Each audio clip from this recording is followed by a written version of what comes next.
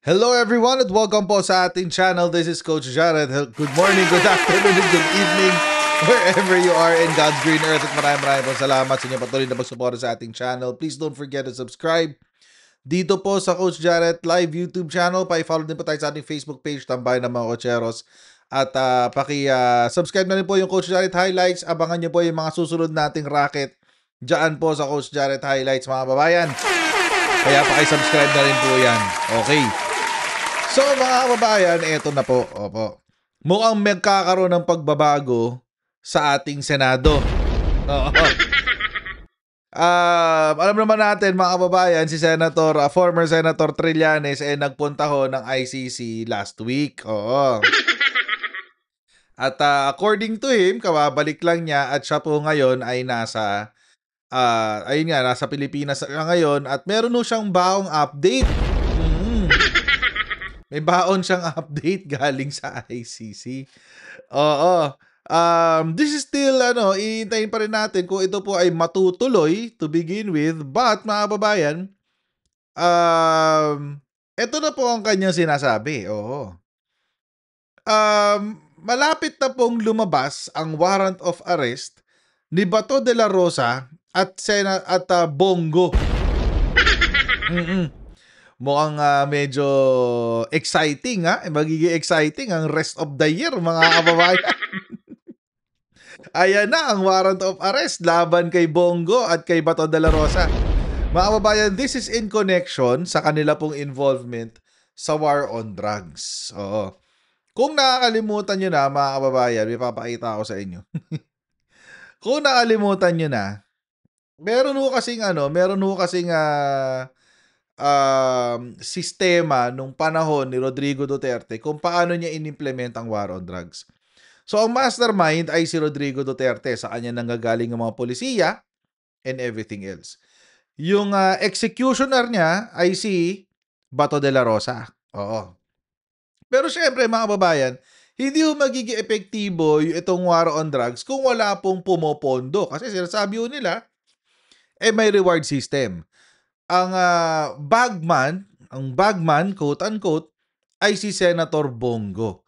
At yan po, yung tatlong uyan, mga babayan, si Digong, si Bongo, at si Bato de la Rosa, bumubuo po sila ng unholy trinity ng Tokhang. Syempre, deny all they want, pero there is already documentary evidence tungkol po sa kanilang conspiracy. Ito po yun. Mga babayan, pakita ko sa inyo.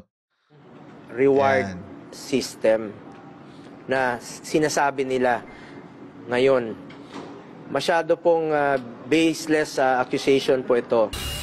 Baseless daw. 3 milyong piso. Yan ang pabuyang ibibigay ng Administrasyong Duterte sa mga makakahuli o makakapatay sa high-profile drug lords. May patong din sa ulo ang alipores ng mga drug lord. Kahit mga alagad ng batas na sangkot sa droga, wala rin daw ligtas. Sabi ko ilagay kita dyan, pero sa isang kondisyon. Na kung may ahente ka, you have an agent there nakakalat into drugs and it comes to a fight, I want you to kill him personally. I want you to do the killing. Kasi sa iyo ko ibigay yung 3 million. I'm not saying that you kill them, but the order is dead or alive. Nabanggit rin po niya, nandiyan po rin po yung reward na kanyang sinabi noon. 1 million po sa mga ninja cops patay. Pag buhay, kalahating milyon lang po. Pag lumaban, 2 million. Additional motivation on their part yan. Kasi tatanggap sila ng pera na galing sa drugs. Ang polis hindi naman yan bounty hunter na talagang hindi naman yan tawag yan yung Yun ang aim. hindi yung hitman gun for hire. Hindi naman. Neutralize mo yung drug lord through legal means. Kaya nga sinabi dead or alive. Kung lumaban, mas maganda yung patay siya. Yun. So mga kababayan, nakita ho natin dito yung sistema na sinasabi ko sa inyo nung unholy trinity ng Tokhang dito sa Pilipinas. Si Digong bilang mastermind, si Bongo bilang tagapondo, at si Bato de la Rosa bilang taga-execute. Oo. Eto na nga. So, alam naman natin mga kababayan, si former President Rodrigo Duterte ay nakapiit na sa ICC. Oo. Mukhang magkakaroon na siya ng kasama sa kulungan, mga kababayan. Dahil, ito naman po ang update ni former Senator Trillanes. Senator, anong balita mo dun sa kaso mismo? Kasi merong balita dito na merong portion daw dun sa na redacted na andun daw yung names nila Senator Bato and si former Justice Secretary Vitaliano Aguirre. Ano po yung balita niyo doon sa issue na yun? Ito po, tatapatin ko kayo, ang pending na lang ng warrant na maaaring lumabas ay para kay Bato at kay Bongo. Agoy! Yan na. Ang naka-pending na lang doon na warrant, na ilalabas through red notice, ay ang kay Bongo at ang kay Bato. Ayan. Good luck. Good luck! Alam nyo mga kababayan, hindi pa po repealed at hindi pa po amended ang International Humanitarian Law. Oo. At wala pa pong desisyon ng Korte Suprema sa kung kung tama ba o mali yung proseso na ginawa ng ating DOJ at DILG at Presidente sa pag-aresto at pagdala kay Rodante Marcoleta. Wish ko rin makulong ba? Anyway, kay Bato de la Rosa at kay Bongo sa The Hague. Oo, wala pa sinasabing bawal wala pa sinasabing illegal. Hindi rin sinasabi ng Supreme Court, wala pa desisyon na nagsasabi na illegal ito. So, pwede lang hong ulitin yung ginawa noon para mapadala sila sa The Hague. Oo. Pero ang tinatrabaho na raw ngayon, mga kababayan, ay ang warrant of arrest ni Bongo at ni Bato de la Rosa. Wala kay Aguirre, wala kay Sara, and anybody else. Sayang naman, wala kay Sara. Kung meron man dyan, baka kay Albayalde pa. But other than the three that I mentioned, wala na yan. Hindi naman kasi ibig sabihin na nandoon sa mga documents ay automatic na. Iba yung threshold nila ng ebidensya dito. Para nga siguradong walang mape-persecute, kailangan yung threshold ng evidence nila is certainty of conviction. Matas. Yun, matas. O kaya, mas mataas. Pero itong sa kay Bongo at mas mataas yung kanilang kasi dati sa Pilipinas, preponderance of evidence lang. Pero ginaya na rin ng Pilipinas yung standard ng ICC kung saan kailangan ang ebidensya kapag pinag-aralan at sinabi ng prosecutor na pwede nang i-file ito sa korte, it should be a certain level of certainty of conviction. Ibig sabihin, sure ball na makukulong. So, hindi ho porke nabanggit, ibig sabihin makakasuhan. At ganoon din po mga babae, di ba? Itong sila Sara Duterte, what's his name? Chis Escudero, lagi sinasabi. Si Martin Romualdez, lagi nababanggit sa kung saan-saan. Well, mentioning is one thing, but proving is another. Oo. Yung pagpabanggit is isang paraan kung saan makikita mo na ang isang individual ay nagkasala. Pero yung patunayan mo na siya ay gumawa ng pagkakasala, ibang usapan yun. At doon na ho papasok yung mga iba't ibang ebidensya. Oo. Ang required po na ebidensya sa kaso po nila Bongo at ni Bato de la Rosa at ni Rodrigo Duterte ay clear and convincing proof. Oo, clear and convincing proof. Ibig sabihin, dapat kapag tinignan mo yung ebidensya, medyo 60% o 70% sigurado ka na yung mga inaakusahan mo ang gumawa ng krimen. And tulad nga ng sinabi ni former Senator Sonny Trillanes, mukhang doon na papunta. Papunta na tayo sa warrant, mga kababayan. Bato,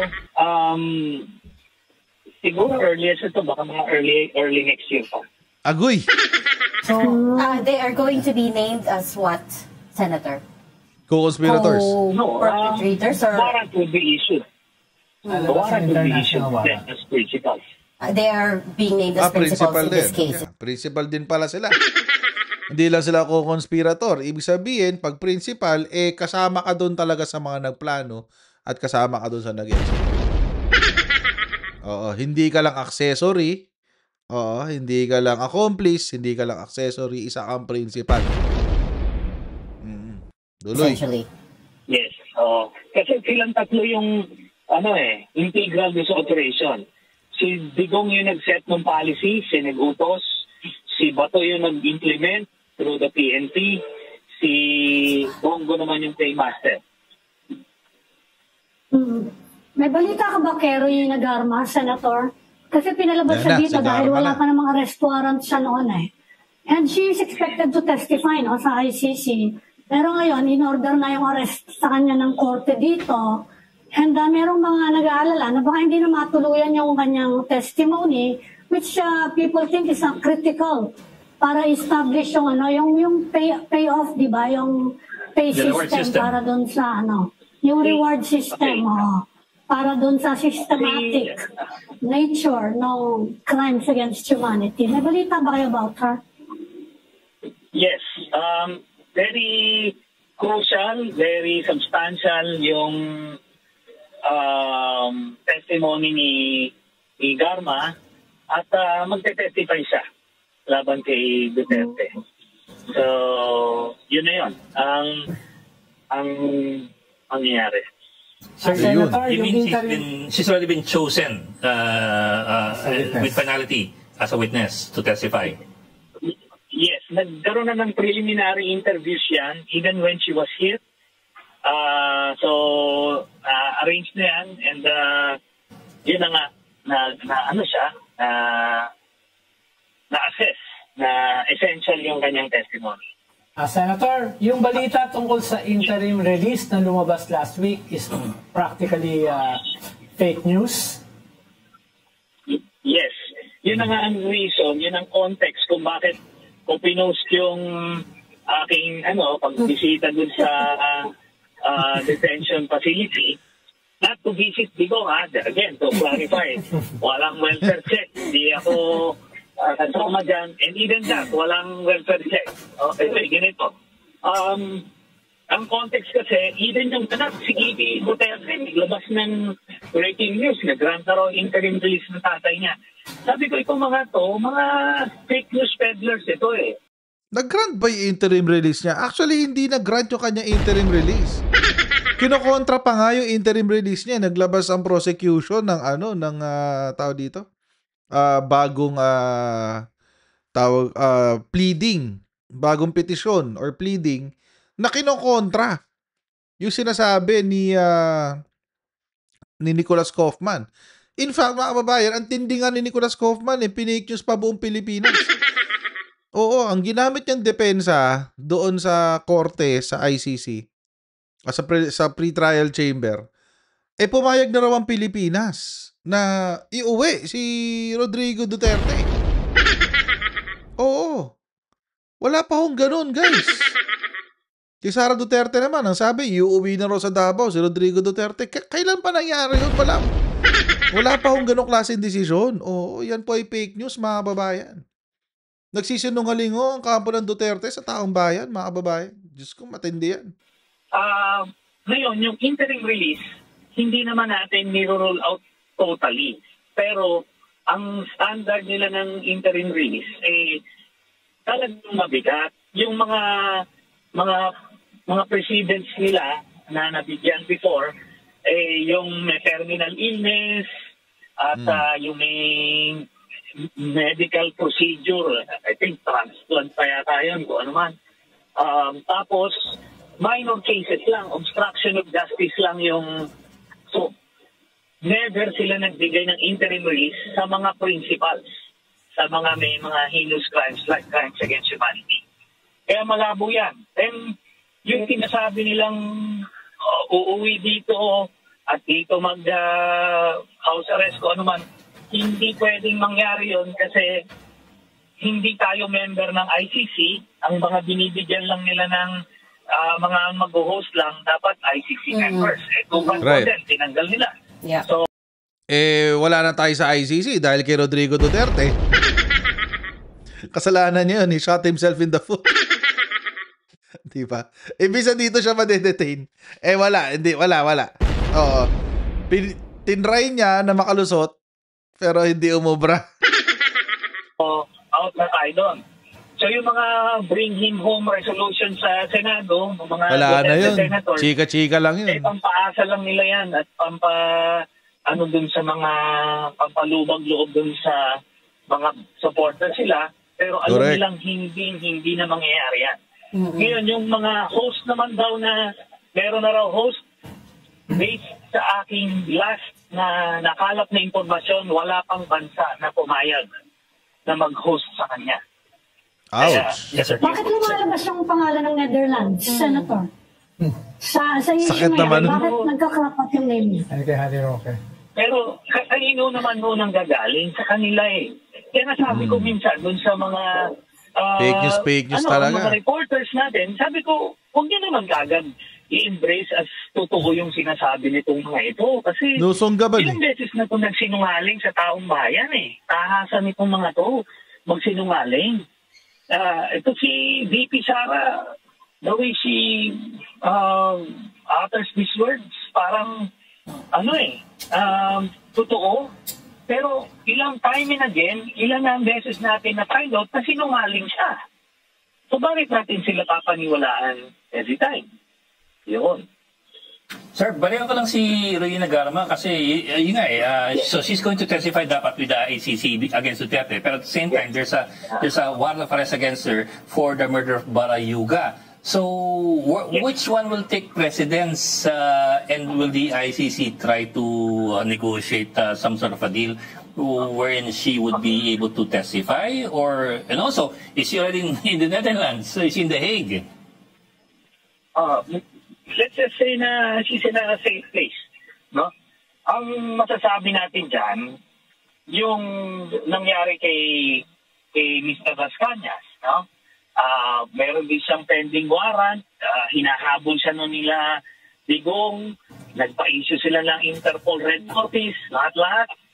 Pero,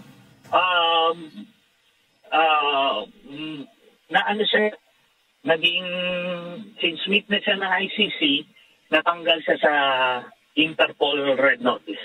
Kasi may cooperation agreement ang ICC with the Interpol. Alam nila na ginagamit ng mga diktador na may mga kaso yung Interpol para makuha nila yung mga magtitistigo laban sa kanila. So, the ICC will, assuming umabot man tayo sa Interpol, which I doubt, sila magtatanggal sa listahan.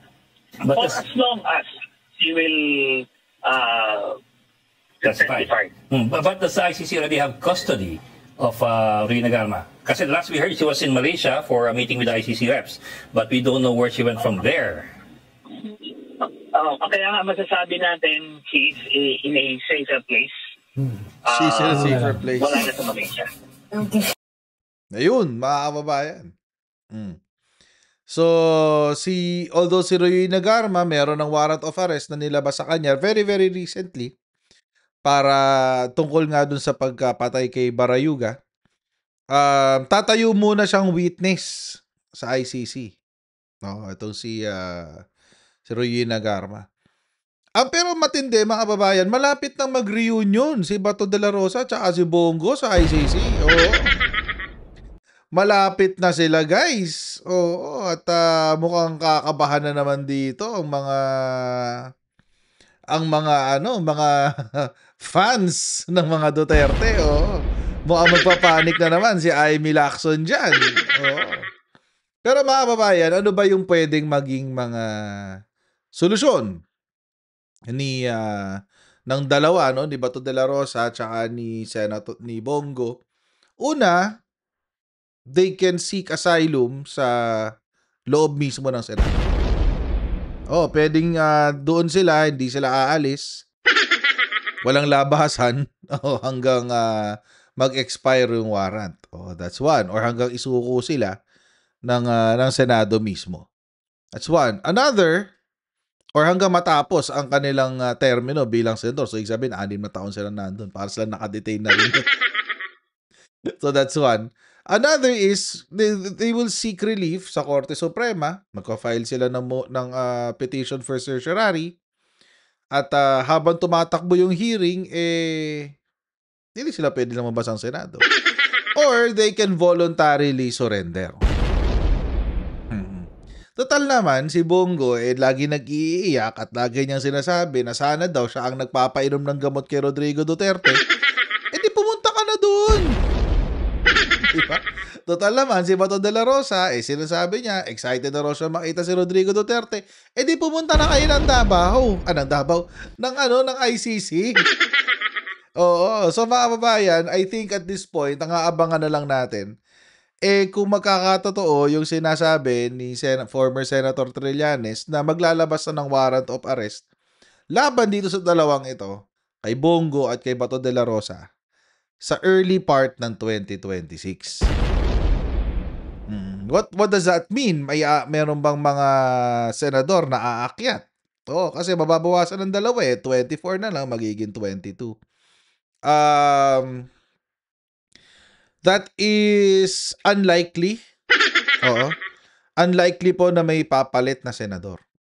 Oo. Kasi, mga kababayan, I'm not aware of any rule kung saan kapag may mga natanggal na senador, pwede ho silang palitan. Case in point, si dating Senator Angara, nung siya in-appoint as Secretary of Education, hindi naman ho siya pinalitan. So, most probably, it's unlikely na mapapalitan si Bato de la Rosa at si Bongo if ever sila ay ito-turn over sa ICC. If ever that will be the case. Most probably sila po ang Senado natin makakalbo ng 2 senador. Most probably. Which, is very, very much deserved nitong 2 ito. Kasi sila yung enablers ng Tokhang Principal nga rin sila principal din sila ng Tokhang. So, abangan na lang natin ang mga susunod na kabanata next year, di ba? Pero sana maging totoo yung sinasabi na yan ni former Senator Trillanes para happy-happy tayong lahat, mga kababayan. Okay, so mga kababayan, dito lang po muna tayo sa ating topic for today. Please don't forget to like, share, subscribe, and I'll see you in our next live stream, guys.